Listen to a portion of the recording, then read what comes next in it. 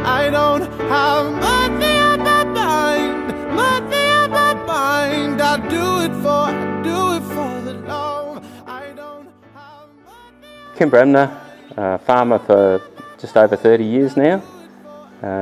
We own 2 properties, about 30 k's apart, 1,100 hectares all up.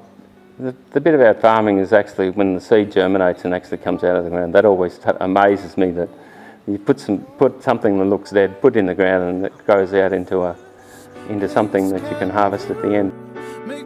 New water would double or triple production on the downs and enable us to grow all sorts of crops that we currently don't grow because of the 100% reliable water that it would bring to the downs. So we've had both ends of the project built. We've got the storages at one end that the farmers have built over the years to take the water.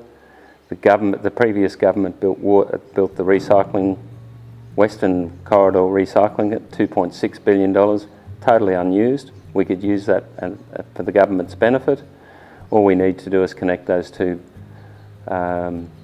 ends of the project together with a pump and some piping in the middle.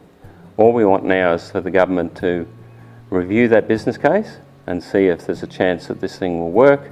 Farmers are prepared to put up money to get it up and running.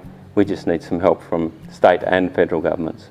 The drought has been focused in the northwest and western Queensland, but it came onto the downs very quickly over the last 6 to 12 months. And some farmers now are looking at 3 years without a crop.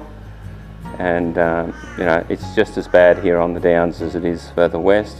We've seen some help from the state government, but we could do with a lot more, particularly for the grain growers. So things like registration costs suspended or deferred, stamp duty on crop insurance when we do grow a bit of a crop, which is now a significant cost.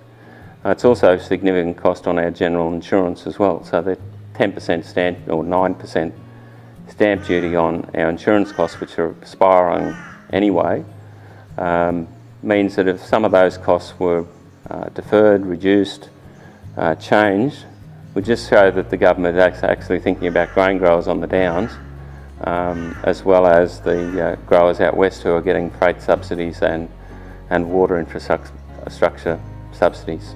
Yeah, we've been moving our machinery between our 2 properties for the last 30 years. They're 30 k's apart.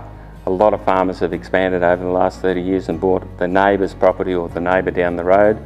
And to be able to ship, because with modern farm machinery now, moving up to machinery that's 9-10 metres wide down minor roads, down the back roads, we don't want to go down the major highways. But with the changes that the federal and state government brought in February, it's made it very difficult for us to comply with those rules. And what we'd like to see is some changes to that to make it easy, with no compromise to safety. The thing about good quality agricultural land and strategic cropping land, all those sort of names that they give the cropping land that we have in Queensland, it only makes up 4% of the state.